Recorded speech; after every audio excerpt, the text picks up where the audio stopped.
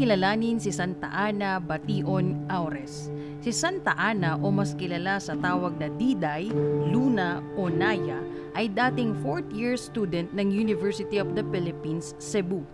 Siya ay kumuha ng kursong Bachelor of Arts in Psychology at nakatakda sanang magtapos noong July 29, 2022. Second semester ng taong 2018. Si Ana ay tumakbo at nanalo bilang UP Student Council Representative ng Social Science Department sa ilalim ng partidong Nagkahiusang Kusog sa Estudyante UP Cebu. Sumali rin siya sa Kabataan Party List Visayas at naging aktibong leader ng Anak Bayan Cebu. Taong 2020, siya ay tuluyan ng naging kasapi sa Kabataang Makabayan at naging candidate member bilang party element sa isang lugar sa Cebu City.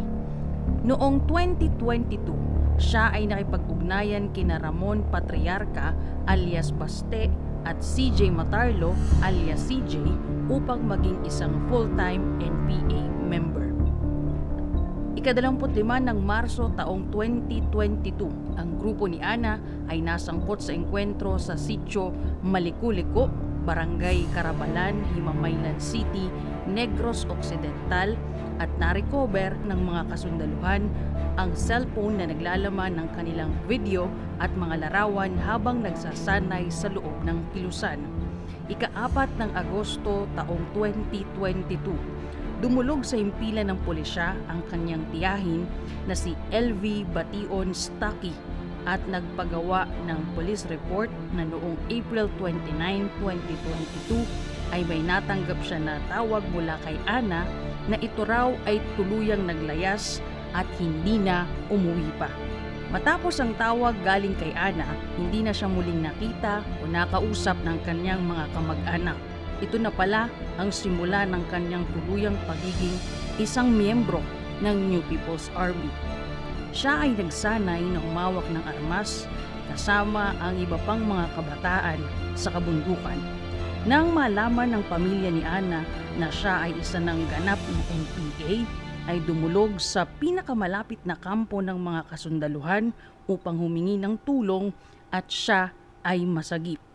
Sa tulong ng 3rd Infantry Division ng Philippine Army, si Ana ay tuluyang natunton at nailigtas noong Nobyembre taong 2022. Ako si Santa Ana Aures, 23 years old, alias Ka Luna, kag ang nangin posisyon ko sulod sa NPA kaya ang political guide. Isa ko ka estudyante sa UP Cebu before ko nag-intra sa NPA. Sa kasalukuyan, nasa kustodiya ng Philippine Army si Ana upang matulungan na makapagsimula ulit ng mapayapang pamumuhay. Hindi na bago sa atin ang naging kwento ng buhay ni Ana na minsang naging isang simpleng estudyante, naging aktivista at kalaunan ay naging miyembro ng New People's Army. Kaya naman, patuloy ang ating kampanya na protektahan at mabigyan ng tamang impormasyon, magabayan ang mga kabataan sa loob man o labas ng mga universidad. Sa huli, ang panawagan natin sa bawat isang guro, magulang o sa kinauukulan, maging sa mga estudyante na lahat tayo ay may dapat na gampanan upang hindi na maulit o madagdagan pa ang mga tulad ni Ana na naligaw ng landas dahil sa mga grupong nagnanais na wasakin ang kinabukasan ng mga kabataan.